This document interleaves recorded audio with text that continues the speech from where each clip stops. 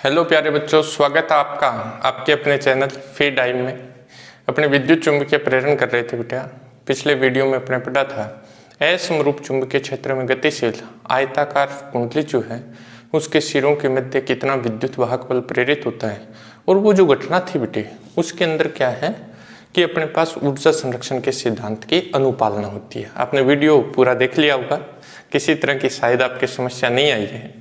ठीक है, अब अपने पढ़ेंगे बेटे समरूप चुंबकीय क्षेत्र में घूर्णन कर रही चालक छड़ के सिरों के मध्य प्रेरित विद्युत वाहक बल कितना होता है। समरूप चुंबकीय क्षेत्र में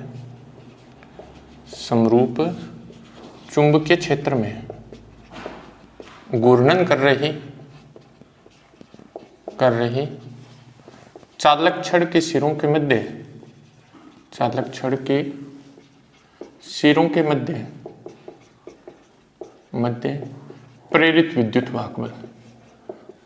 प्रेरित विद्युत वाहक बल। समरूप चुंबकीय क्षेत्र में नियत कोणीय वेग से कोई चालक छड़ घूर्णन कर रही है बेटा, और उसके सिरों के मध्य कितना विद्युत वाहक बल प्रेरित होता है, इसका फॉर्मूला अपने को ड्राइव करना है बेटा। तो अपने पास मान लेते हैं अपने पास एक चालक छड़ है बेटा जिसकी लंबाई L है। कैपिटल L लंबाई की एक चालक छड़ है बेटा जो समरूप चुंबकीय क्षेत्र वेक्टर B में नियत कोणीय वेग ओमेगा से घूर्णन कर रही है। L लंबाई की एक चालक छड़ समरूप चुंबकीय क्षेत्र वेक्टर B में नियत कोणीय वेग ओमेगा से घूर्णन कर रही है। चुंबकीय क्षेत्र जो है वो कागज के तल के लंबवत नीचे की तरफ है। चुंबकीय क्षेत्र जो है बेटा वो कागज के तल के लंबवत नीचे की तरफ। मैंने बेटा बताया था जब अपने क्रॉस से दिखाते हैं चुंबकीय क्षेत्र को तो वो तल के लंबवत नीचे की तरफ होता है बेटा। अगर डॉट से दिखाते हैं तो वो तल के लंबवत ऊपर की तरफ होता है। हालांकि ये कोई नियम नहीं है बेटा, लेकिन मोस्टली अपने पास 99% इसी तरह से रिप्रेजेंट किया जाता है। क्रॉस से दिखाएंगे चुंबकीय क्षेत्र को तल के लंबवत नीचे की तरफ होगा बेटा, डॉट से दिखाएंगे तल के लंबवत क्या होगा, ऊपर की तरफ होगा। इसके अंदर अपने पास एक चालक छड़ है बेटे जिसकी लंबाई कितनी है बेटे, L लंबाई की एक चालक छड़, ये एक चालक छड़ है। ये एक नियत कोणीय वेग, ये OA इसको नाम दे देते हैं। ये नियत कोणीय वेग ओमेगा से क्या कर रही है बेटा, घूर्णन कर रही है। नियत कोणीय वेग ओमेगा से क्या कर रही है, घूर्णन कर रही है। एक चालक छड़ OA है जो नियत कोणीय वेग ओमेगा से क्या कर रही है, घूर्णन कर रही है। किसमें, समरूप चुंबकीय क्षेत्र वेक्टर B में। अपने को क्या करना है बेटा, इस छड़ के सिरों के मध्य प्रेरित विद्युत वाहक बल का मान ज्ञात करना है। इस छड़ के सिरों के मध्य क्या करना है, प्रेरित विद्युत वाहक बल का मान ज्ञात करना है। प्रेरित विद्युत वाहक बल का मान ज्ञात करने के लिए बेटा इस छड़ को अपने क्या करते हैं, छोटे छोटे अल्पांशों में विभाजित कर देते हैं। छोटे छोटे भागों में अल्पांशों में विभाजित कर देते हैं। उनमें से एक अल्पांश पर विचार करते हैं। ये एक अल्पांश ले लिया बेटा जिसकी लंबाई कितनी है, DL। केंद्र से दूरी जो है बेटा वो L है, और ये अल्पांश V वेग से गति करता है। अपने क्या किया बेटा, इस छड़ के सिरों के मध्य विद्युत वाहक बल, प्रेरित विद्युत वाहक बल का मान ज्ञात करने के लिए इस छड़ को छोटे छोटे अल्पांशों में विभाजित कर देते हैं। उनमें से एक अल्पांश पर विचार करते हैं जिसकी लंबाई कितनी है बेटा, DL है। केंद्र से दूरी कितनी है, L है, और ये अल्पांश जो है वो V वेग से गति करता है। तो इस अल्पांश के सिरों के मध्य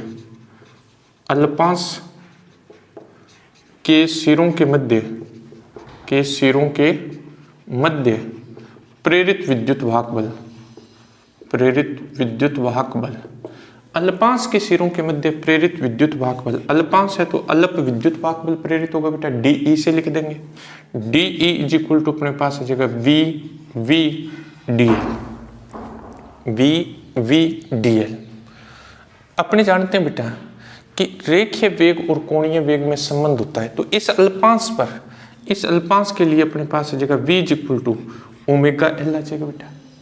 अल्पांश के लिए V इज इक्वल टू क्या आ जाएगा, ओमेगा L। ये मान इसमें रख दें तो DE इज इक्वल टू आ जाएगा बच्चे अपने पास B ओमेगा L DL। यानी इस अल्पांश के सिरों के मध्य प्रेरित विद्युत वाहक बल का मान इतना आ गया बेटा। अपने को अल्पांश के सिरों के मध्य नहीं ज्ञात करना बेटा, अपने को छड़ के सिरों के मध्य ज्ञात करना है। तो इस छड़ को इस तरह से अल्पांशों में कहां से कहां तक बांट सकते हैं, 0 से लेकर a तक बांट सकते हैं। 0 से लेकर a तक मतलब 0 से लेकर l तक, क्योंकि इस छड़ की कुल लंबाई अपने पास कितनी है, कैपिटल L है। तो 0 से लेकर कैपिटल L तक अपने इस छड़ को क्या कर सकते हैं, अल्पांशों में बांट सकते हैं। तो छड़ के सिरों के मध्य प्रेरित विद्युत वाहक बल, छड़ के सिरों के मध्य प्रेरित विद्युत वाहक बल, प्रेरित विद्युत वाहक बल अपने पास आ जाएगा बेटा, इस समीकरण का समाकलन कर देंगे 0 से लेकर कैपिटल L तक, तब अपने पास आ जाएगा E इज इक्वल टू समाकलन 0 से कैपिटल L बेटा, ये आ जाएगा अपने पास B ओमेगा L dl, यानी ये अपने पास आ गया बेटा B ओमेगा समाकलन 0 से L, ये आ जाएगा L dl, ये अपने पास आ जाएगा B ओमेगा, इसका जब समाकलन करेंगे तो ये अपने पास आ जाएगा बेटा L स्क्वायर बटा 2, लिमिट आ जाएगी 0 से लेकर कैपिटल L तक। तब अपने पास आ गया बेटा E इज इक्वल टू अपने पास आ गया half B omega L square. एक फॉर्मूला तो ये आ गया बेटा, जब कोई छड़ नियत कोणीय वेग ओमेगा से घूर्णन करती है बेटा समरूप चुंबकीय क्षेत्र में, तो प्रेरित विद्युत वाहक बल E का जो मान है वो अपने पास आ गया half B omega L square, half B omega L square. अब इसको थोड़ा सा चेंज कर देते हैं बेटा, एक फॉर्मूला तो ये है बेटा अपने पास प्रेरित विद्युत वाहक बल का छड़ के सिरों के मध्य, अगर इसके घूर्णन आवृत्ति f हो, अगर छड़ के घूमने की आवृत्ति f हो, f से लिख दो, न्यू से लिख दो, n से लिख दो, तब ओमेगा को अपने क्या लिख सकते हैं, ओमेगा होता है बेटा 2 पाई f, ओमेगा होता है अपने पास क्या बेटा 2 पाई f, n लिखेंगे तो 2 पाई n लिख देंगे, आवृत्ति को न्यू से लिखेंगे तो 2 पाई न्यू लिख देंगे।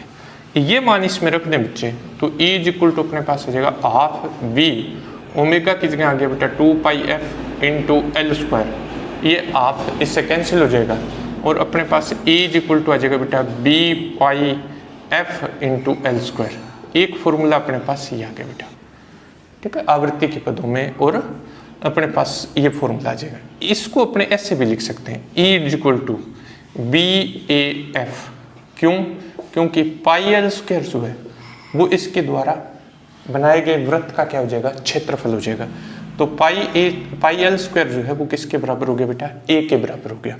तो ये तीन तरह के फॉर्मूले यानी तीन रूप लिख सकते हैं अपने, E is equal to half B omega L square, E is equal to अपने पास क्या आ जाएगा बच्चे पाई BF L स्क्वायर, और E इज इक्वल टू अपने इसको लिख सकते हैं BAF।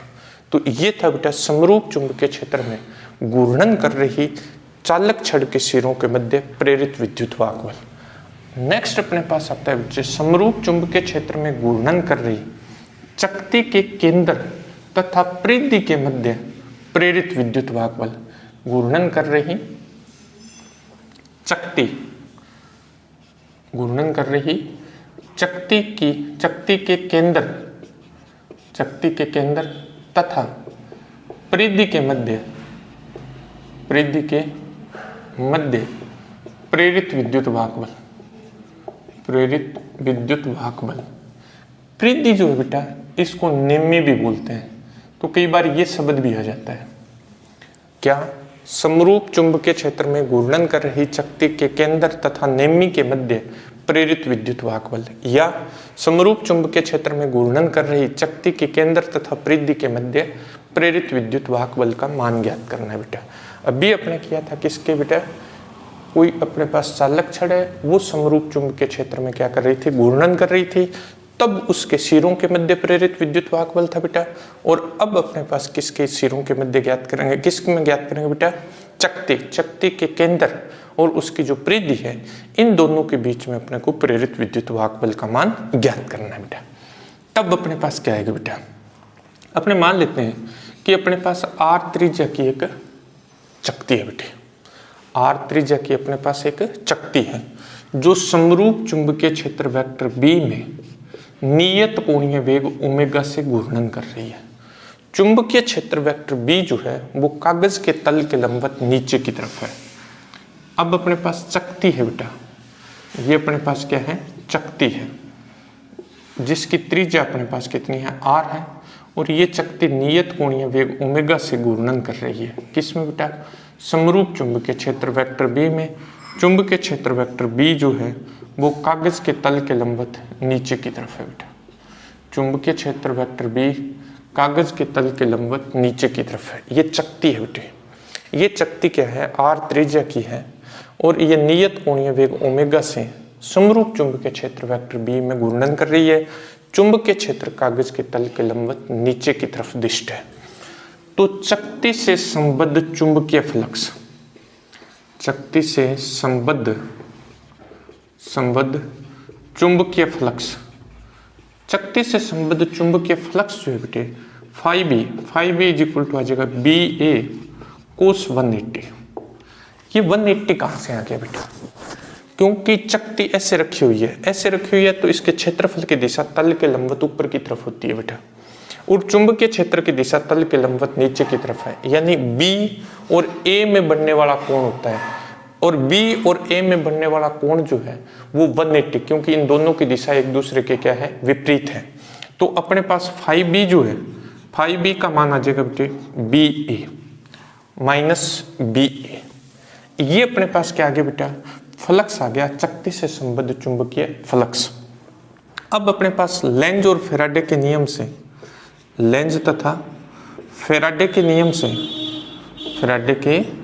से प्रेरित विद्युत वाहक बल E इज इक्वल टू अपने पास आ जाएगा माइनस डी फाई बी बट्टा क्या आ जाएगा? D T.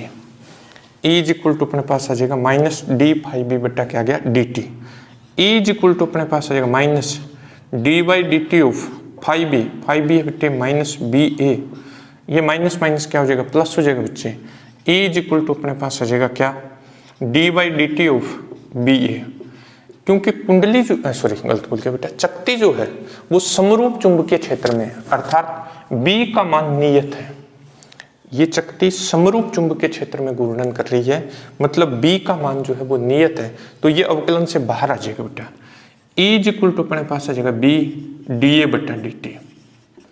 E is equal to अपने पास क्या आ गया? B डी ए बट्टा डी टी। E का मान यानी प्रेरित विद्युत वाहक बल का मान ये आ गया। यहां अभी अपने को क्या करना है बेटा? क्षेत्रफल में परिवर्तन की दर ज्ञात करनी है। क्षेत्रफल एक बार ये दोबारा देख लो बेटा। अपने पास क्या थी? आर त्रिज्या की चकती समरूप चुंबकीय क्षेत्र वेक्टर बी में नियत कोणीय वेग ओमेगा से घूर्णन कर रही है बेटा। चुंबकीय क्षेत्र कागज के तल के लंबवत नीचे की तरफ है। तो चकती से संबद्ध चुंबकीय फ्लक्स होता है बेटा क्या? Vector B dot vector A होता है बेटा। बी और ए की जो दिशा है बेटा वो एक दूसरे के विपरीत है। अभी बताया आपको, चकती के तल के लंबवत ऊपर की तरफ क्षेत्रफल की दिशा, चुंबकीय क्षेत्र तल के लंबवत नीचे की तरफ है। तो अपने पास बी ए कोस 180 आ जाएगा बेटा। 180 कोस 180 माइनस 1 होता है, ये आ गया। लेंज और फेराडे का नियम ये कहता है कि प्रेरित विद्युत वाहक बल अपने पास ये है, इसमें वैल्यू पुट करेंगे, अपने पास ये आ गया। अब देखो बेटा, यदि चकती की घूर्णन आवृत्ति, यदि चकती की घूर्णन आवृत्ति, यदि चकती की घूर्णन आवृत्ति f है तो क्षेत्रफल में परिवर्तन की दर, क्षेत्रफल में परिवर्तन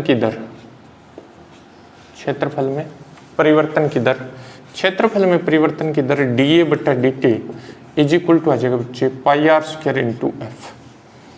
अगर ये एक चक्कर लगाती है बेटा चकती, एक चक्कर यानी इसकी आवृत्ति 1 है, तो क्षेत्रफल में परिवर्तन की दर आ जाएगी पाई आर स्क्वायर। अगर ये 2 चक्कर लगा रही है तो क्षेत्रफल में परिवर्तन की दर आ जाएगी बेटा पाई आर स्क्वायर इंटू 2 आ जाएगा। 3 चक्कर लगा रही है तो पाई आर स्क्वायर इंटू 3 आ जाएगा। तो f चक्कर लगाती है तो इंटू क्या हो जाएगा f। ये वैल्यू बेटा इसमें पुट कर देते हैं, तब अपने पास प्रेरित विद्युत वाहक बल E इज इक्वल टू अपने पास आ जाएगा B into pi R square into F. एक फॉर्मूला तो ये आ गया बेटा प्रेरित विद्युत वाहक बल का। अब देखिए बेटा, पाई आर स्क्वायर को फिर अपने ए लिख दे। पाई आर स्क्वायर को अगर ए लिखेंगे तो E का अपने पास एक फॉर्मूला आ गया बेटा बी ए एफ आ गया। एक फॉर्मूला अपने पास ये आ जाएगा। अब अपने जानते हैं बेटा कि ओमेगा जो होता है, ओमेगा होता है बेटा 2 पाई एफ तो F अपने पास आ जाएगा ओमेगा अपॉन 2 पाई। तब अपने पास E इज इक्वल टू क्या आ जाएगा, E इज इक्वल टू आ जाएगा B into pi R square into omega upon 2 pi. Pi से पाई कैंसिल हो गया, यह आ जाएगा बेटा half B omega R square. यानी जो छड़ चुंबक के सॉरी गलत बोल रहा हूँ मैं, जो छड़ के लिए चालक छड़ के लिए फॉर्मूले आए थे बेटा, उसी तरह के फॉर्मूले आ जाते हैं। छड़ में अपने L यूज कर रहे थे बेटा क्योंकि उसकी लंबाई थी, चकती में अपने पास उसकी त्रिज्या यूज करेंगे, R है अपने पास। तो ये था बेटा समरूप चुंबकीय क्षेत्र में घूर्णन कर रही चकती के केंद्र और परिधि, परिधि को नेमी भी कहते हैं बेटा, केंद्र और नेमी के मध्य या परिधि के मध्य प्रेरित विद्युत वाहक बल का जो मान था वो अपने पास ही आ जाता है बेटा। अब आता है बेटे अपने पास क्या, जनरेटर जो है, जनित्र जिसे है, प्रत्यावर्ती धारा जनित्र क्या है। प्रत्यावर्ती धारा जनित्र किसे कहते हैं, इसके मुख्य भाग क्या है, इसमें प्रेरित विद्युत वाहक बल और प्रेरित धारा का व्यंजक प्राप्त करना है बेटा, ठीक है। प्रत्यावर्ती धारा जनित्र, प्रत्यावर्ती धारा जनित्र, ठीक है। एसी जनरेटर बोलते हैं बेटा, एसी जनरेटर। प्रत्यावर्ती धारा जनित्र है क्या चीज, यह एक ऐसी युक्ति है बेटा, प्रत्यावर्ती धारा जनित्र एक ऐसी युक्ति है जो क्या करती है बेटा, यांत्रिक ऊर्जा को किससे बदलती है बेटा, विद्युत ऊर्जा में रूपांतरित करती है। ऐसी युक्ति जिसकी सहायता से यांत्रिक ऊर्जा को विद्युत ऊर्जा में परिवर्तित किया जाता है बेटा, प्रत्यावर्ती धारा जनित्र कहलाता है। हालांकि ये नाम से ही नहीं है बेटा जनित्र, जनित्र उसको कहते हैं जो नया पैदा करता है, ठीक है। यहाँ ये क्या कर रहा है, ये कन्वर्टर है, ये क्या कर रहा है, ऊर्जा के एक रूप को दूसरे रूप में बदल रहा है। लेकिन क्योंकि ऐसा ही नाम चलता है इसलिए अपने यही नाम पढ़ेंगे कि प्रत्यावर्ती धारा जनित्र जो होता है बेटा, वो क्या होता है, एक ऐसी युक्ति होती है जो यांत्रिक ऊर्जा को किस में बदल देती है, विद्युत ऊर्जा में रूपांतरित कर देती है। यांत्रिक ऊर्जा को विद्युत ऊर्जा में रूपांतरित करने की युक्ति को क्या कहते हैं बच्चे, प्रत्यावर्ती धारा जनित्र कहते हैं। इसका आविष्कार जो है वो निकोला टेस्ला ने किया था बेटा, निकोला टेस्ला ने इसका आविष्कार किया था। इसीलिए अपने क्या करते हैं, चुंबकीय क्षेत्र का मात्रक लेते हैं बेटा टेस्ला। इसी वैज्ञानिक के सम्मान में चुंबकीय क्षेत्र का मात्रक जो है वो टेस्ला लिया जाता है। तो ये क्या है बेटा, एक ऐसी युक्ति जो यांत्रिक ऊर्जा को किस में बदल देती है, विद्युत ऊर्जा में परिवर्तित कर देती है, बदल देती है। इसके भाग क्या है, प्रत्यावर्ती धारा जनित्र की बनावट क्या है। बनावट में अपने पास इसके मुख्य 4 भाग होते हैं बेटा। क्या क्या भाग होते हैं बेटे, पहला है आर्मेचर, दूसरा अपने पास है बेटा क्षेत्र चुंबक, तीसरा अपने पास है बेटा तीसरा है अपने पास रिंग, या इनको वल्य भी कह देते हैं, रिंग या वल्य। चौथा जो भाग है बेटा वो अपने पास होता है इसका ब्रश। ये 4 मुख्य भाग होते हैं। प्रत्यावर्ती धारा जनित्र जो है बेटा, प्रत्यावर्ती धारा जनित्र में 4 भाग होते हैं। एक है आर्मेचर है, एक अपने पास क्षेत्र चुंबक है बेटा, एक अपने पास है वल्य और एक अपने पास होता है ब्रश। 4 भाग होते हैं। मैं एक बार डायग्राम बना देता हूँ बेटा इसका। अपने पास क्या है देखिए, आर्मेचर होता है बेटा एक, अभी बात करेंगे आर्मेचर होता क्या है बेटा, फिर अपने बात करेंगे इसके बारे में।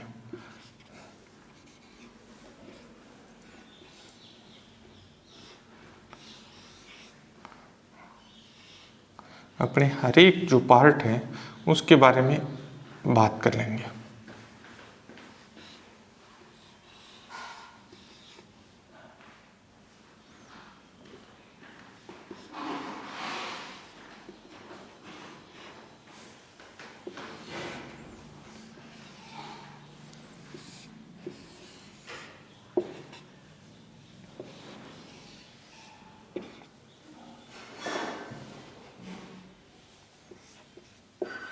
देखिए बेटा, आर्मेचर क्या है।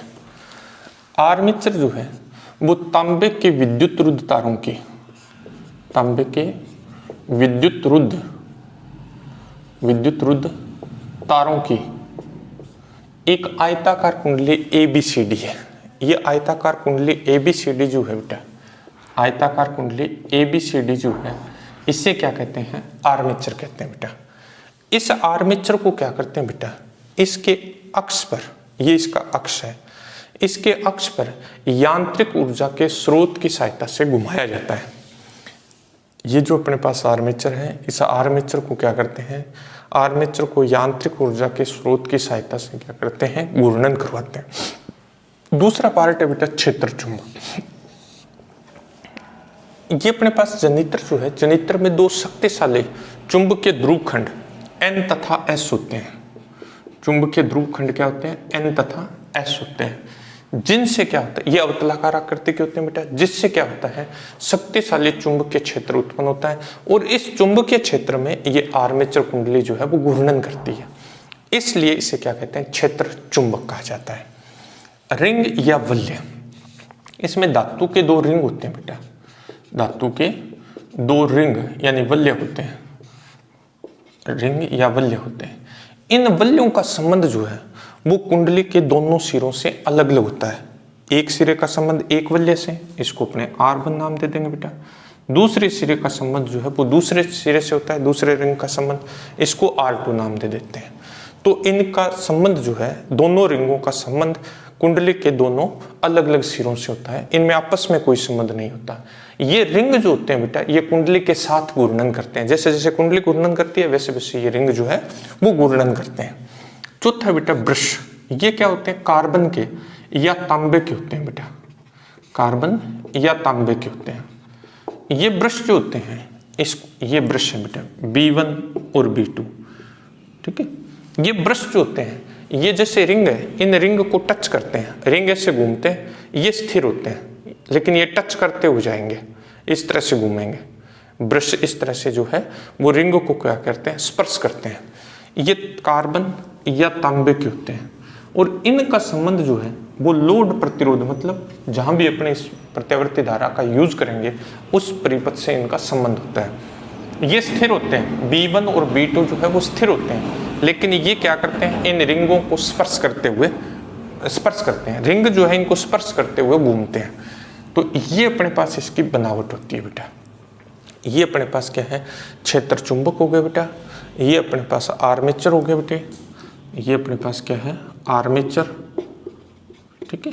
और अपने पास ये रिंग और ब्रश हो गया, ठीक है। अब आती है बेटा कार्यविधि। कार्यविधि अपने पास इससे किस तरह से इसमें धारा प्रवाहित होती है वो अपने को देखना है बेटा। इसके लिए अपन क्या करते हैं? दो डायग्राम बना लेते हैं बेटा। इस आर्मेचर कुंडली के दो चित्र बना लेते हैं बेटा, सिंपल से। ये अपने पास आर्मेचर कुंडली ABCD है बेटा। ये अपने पास आर्मेचर कुंडली का दो चित्र बना रहा हूं बेटा मैं। ये अपने पास ABCD, ठीक है, सेम यही कुंडली है। देखिए प्रथम अर्धचक्र में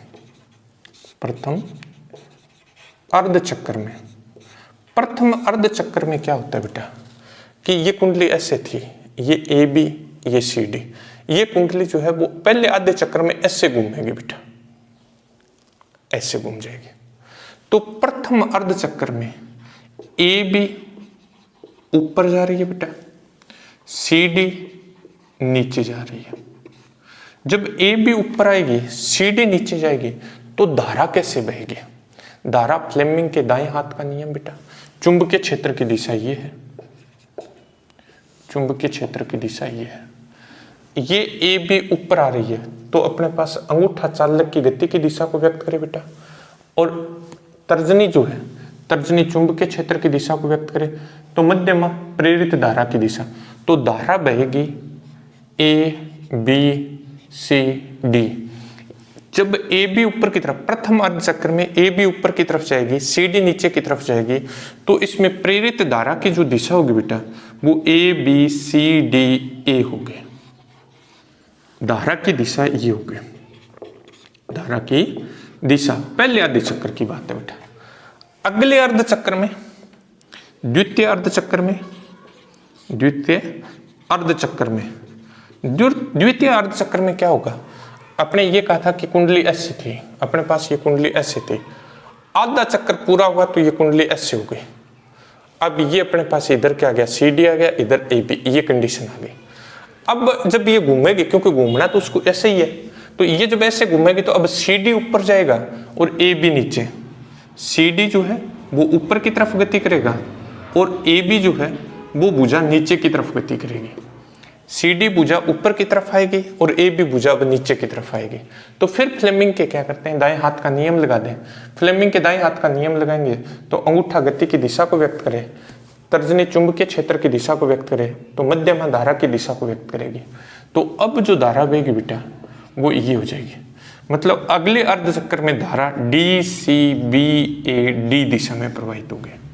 यानी आधे चक्र में धारा एक दिशा में बहती है और आधे चक्र में धारा विपरीत दिशा में बहती है, इसीलिए इसे प्रत्यावर्ती धारा जनित्र कहते हैं। आगे पढ़ेंगे भी अपने प्रत्यावर्ती परिपथ पूरा पढ़ेंगे बेटा, प्रत्यावर्ती धारा पढ़ेंगे, तब अपने को ये पता भी चल जाएगा कि प्रत्यावर्ती धारा क्या होती है। ऐसी धारा होती है जिसका मान और दिशा निरंतर बदलते रहते हैं। तो इसकी दिशा निरंतर, यानी आधे चक्र में एक दिशा में प्रवाहित होगी और दूसरे आधे चक्र में दूसरी दिशा में प्रवाहित होगी, इसीलिए इसको प्रत्यावर्ती धारा जनित्र कहा जाता है। अब अपने इसकी गणितीय व्याख्या करते हैं। गणितीय व्याख्या में क्या है, देखिए गणितीय व्याख्या, मान लेते हैं कुंडली में फेरों की संख्या जो है वो n है। इस जो कुंडली बनी 11वें कुंडली जिसको अपने नाम दिया था, इसमें फेरों की संख्या कितनी n है। कुंडली का क्षेत्रफल A है, चुंबकीय क्षेत्र B है। किसी क्षण कुंडली का तल जो है वो चुंबकीय क्षेत्र के साथ थीटा कोण बनता है, तो थीटा इज इक्वल टू अपने पास आ जाएगा ओमेगा टी।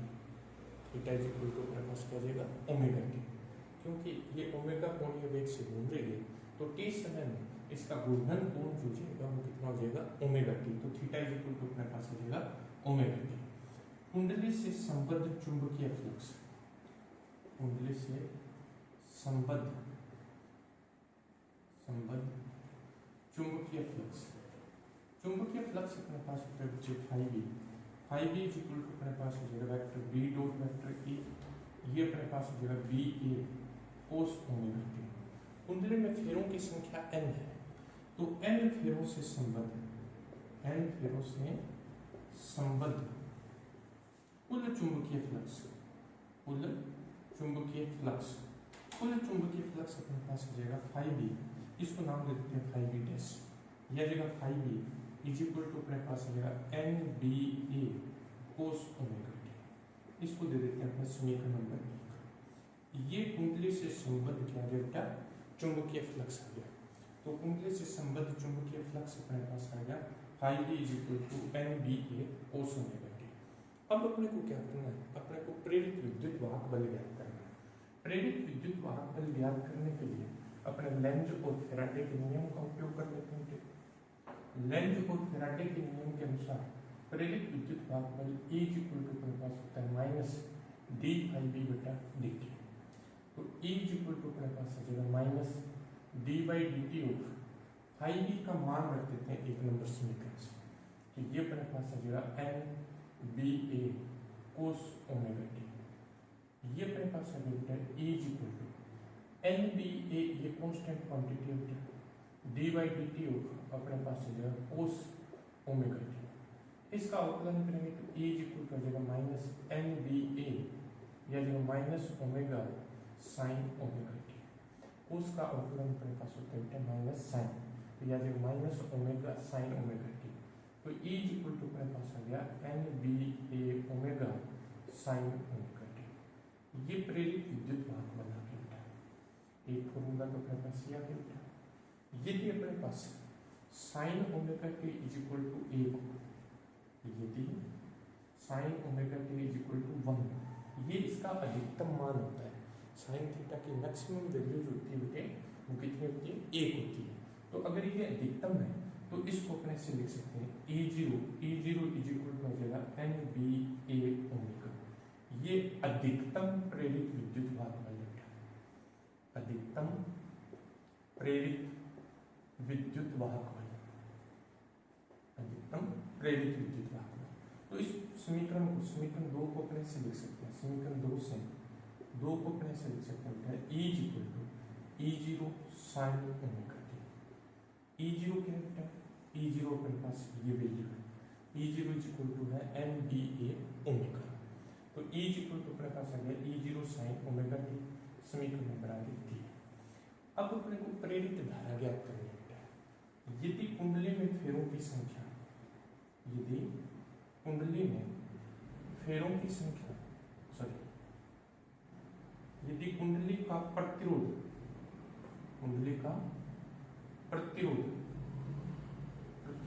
R है, तो यदि कुंडली का प्रतिरोध R हो तो अपने पास धारा जीविका I equal to E upon R। अपने समीकरण 2 से मान रख दें चाहे 3 से मान रख दें, किसका? E का। तो अपने 3 से रख देते हैं, 3 से मान रखेंगे E0 बटा R इंटू अपने पास क्या जाएगा साइन ओमेगा टी। E0 बटा R को अपने क्या लिख देते हैं I0। तो ये अपने पास आ जाएगा I0 साइन ओमेगा टी। ये समीकरण बता के 4। तो अपने पास क्या आ गया बेटा, ये कुंडली से संबद्ध चुंबकीय फ्लक्स आ गया, ये उसमें कितना विद्युत वाहक बल प्रेरित होगा उसकी वैल्यू आ गई बेटा, और ये उसमें अपने पास प्रेरित धारा कितनी होगी ये आ गया। अब इनका अपने को क्या करना है, ग्राफीय निरूपण करना है। किस किस का? फ्लक्स का समय के साथ बेटा, प्रेरित विद्युत वाहक बल का समय के साथ, और धारा का समय के साथ।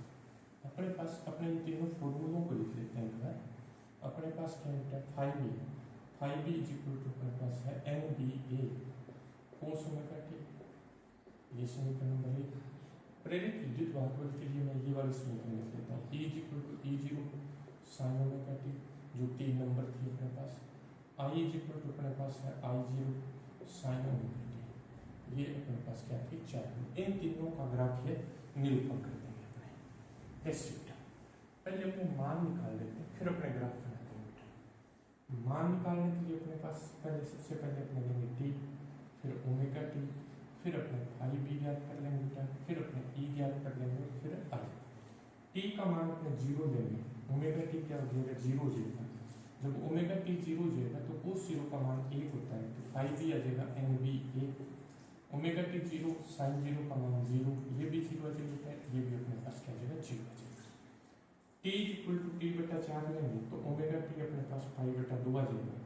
ओमेगा टी पाई बटा 2 कोस पाई बटा 2 का मान 0, ये 0 बेटा, ये 1 होता है, तो ये आ जाएगा E0, ये अपने पास आ जाएगा I0।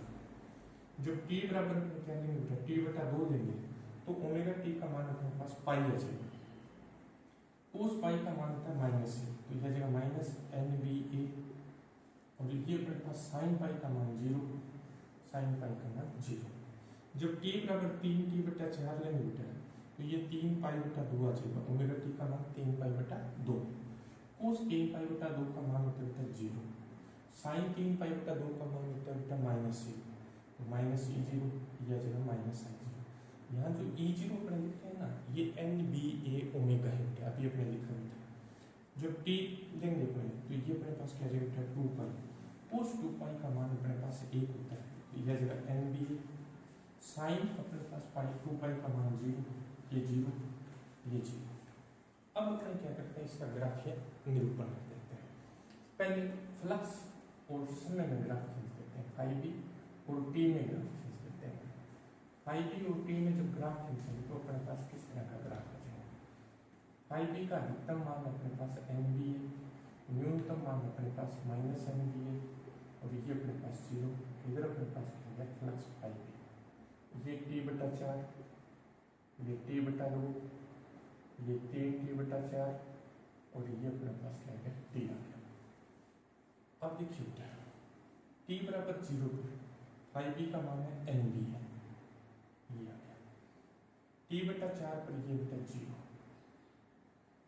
T बटा 2 पर ये -NB है, T बटा 2 पे -NB है, 3T बटा 4 पर ये 0 बेटा,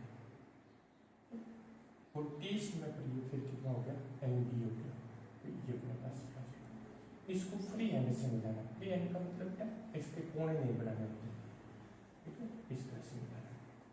ये फ्लक्स और समय में ग्राफ आ गया। अब अपने प्रेरित विद्युत वाहक बल और समय में ग्राफ बना देते हैं। मतलब E एंड T में ग्राफ बना देते हैं। तो E का अपने पास मैक्सिमम मान है E0, न्यूनतम मान माइनस E0, E0 ये E यूनिट। इधर अपने पास क्या है समीकरण, ये T/4, T/2, 3T/4 और T समय, ठीक है। अब अपने पास क्या जाएगा, पहले देखिए T बराबर 0 पर, T बराबर 0 पर प्रेरित विद्युत वाहक बल का मान 0, T/4 पर प्रेरित विद्युत वाहक बल अधिकतम E0, T/2 पर अपने पास है 0, 3T/4 पे माइनस E0 और T पे अपने पास फिर क्या है 0। तो इसको अपने फ्री एडिशन कर दें। ये अपने पास हो गया किसका, प्रेरित विद्युत वाहक बल और समय का।